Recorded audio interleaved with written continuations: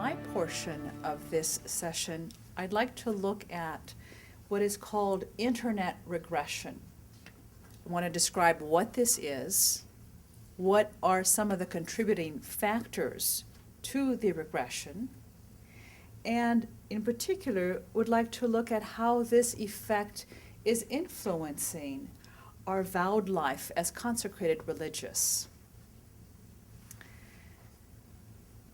Internet regression is another term that is actually being noted as an effect of frequent internet users. So it's the disinhibition and the regression that is being recognized now as very common influences on human behavior.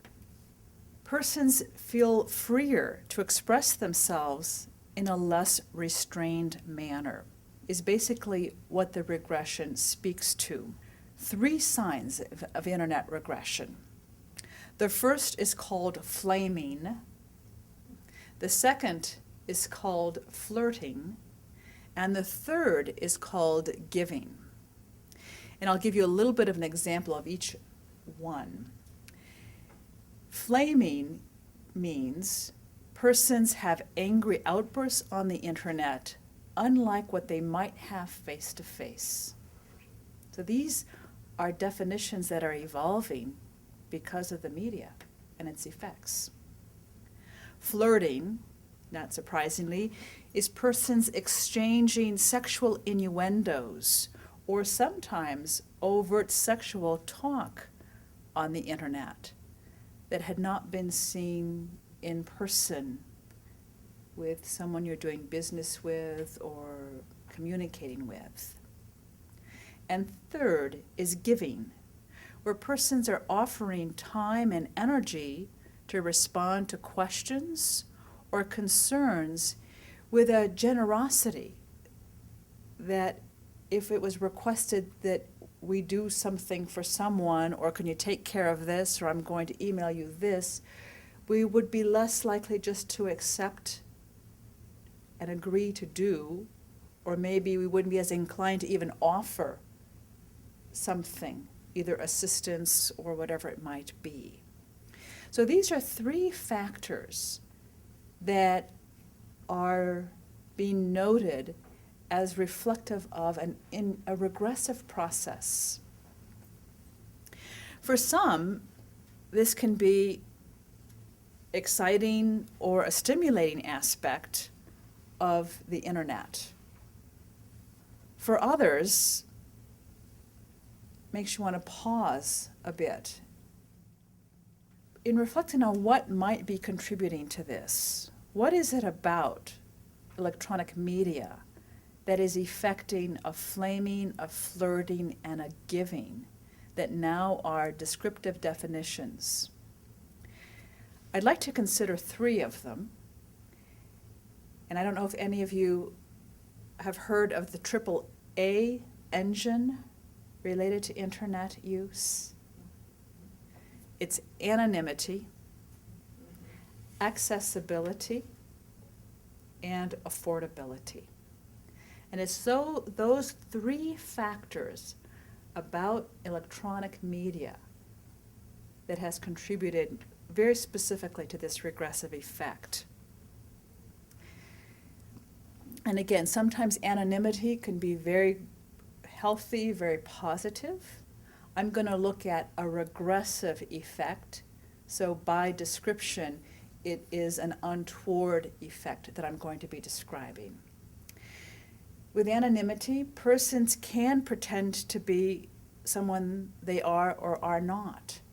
I'm sure many of you have heard of the situation in which a mother pretended to be her daughter's best friend's boyfriend and began to make belittling or even bullying comments to her daughter's best friend. And this is a young girl who didn't have a strong self-esteem and was so upset by what she thought her boyfriend was emailing to her or putting on her MySpace page that she literally suicided. And she had no idea that it was not her boyfriend that was communicating with her. It's an unusual kind of behavior. It wouldn't even have been possible face to face, but it's the kind of behavior that certainly has been noted.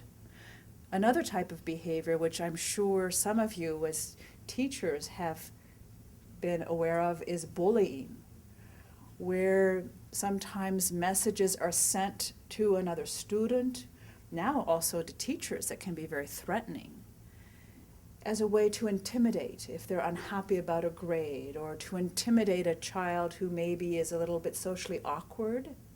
But what they're also discovering is kids who are maybe less socially adept are trying to get back at others who are more popular by sending bullying or threatening messages. And this anonymity opens up a whole arena for doing that would demand a certain level of accountability if it was in person, that seems to be eroded and sometimes eliminated to a certain degree. I've had teenagers come into my office who have described the need to be on these social networking sites and how they want to have more friends. But when we reflect on these sites that were, remember, only created 7 years ago. We could say that Facebook and MySpace were created in 2002, 2003, 2004. That was not very long ago. Now there's the language of to friend. To friend has become a verb. And there's apparently a website where it can help individuals who don't have many friends, help you create a profile and have persons pretend to be your friend to attach to your social networking site to make you seem more attractive and more popular. A real funny kind of thing that is really out of touch with reality. In politics, presidential aspirants catalog their virtues on MySpace. On college campuses, not using Facebook can be experienced as a social handicap. Persons use social networking sites to find friendship and connection. Almost like painters constantly retouching their work to alter, update, and tweak on-life self-portraits. I know a sister who was a junior high school teacher who, for fun, wanted, quote, an easy way to connect with people and to locate them as well. And so she made known that she had a Facebook page and discovered that old high school friends, sometimes old boyfriends, began then to email her and invited her to join in games that she hadn't been aware of. One apparently is called Jetman, where she was asked to compete with these friends at this game. Another was an invitation to join someone to give a group hug through this electronic media. And she was receiving over 100 emails of this kind of, I don't know how consequential or inconsequential nature. How purposeful is it to receive so many emails like this? And as she was trying to work through them, she would spend several hours a day.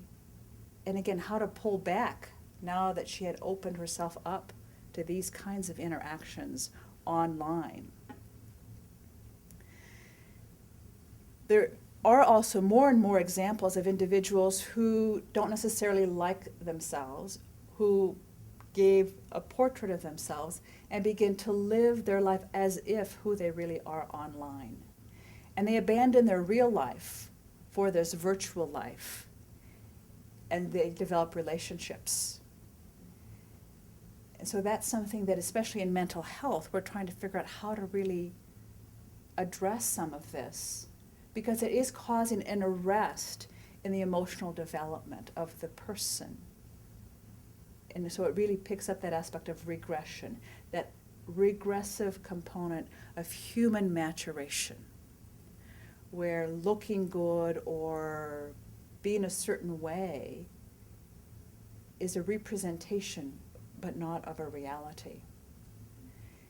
I've had patients come to my office and say, well, you know, I like myself better this way. And I'm thinking, but you never were that way. And she has a wounded self-esteem. But how is it that she can come to appreciate the gifts that God has given her, develop weaknesses or faults, and accept some limitations that she might not be able to be rid of as a composite whole where she can really grow to a healthy self-love in her dignity as made in God's image and likeness? You know, this is creating so many personas as somehow a good accruing friends. The second A is accessibility.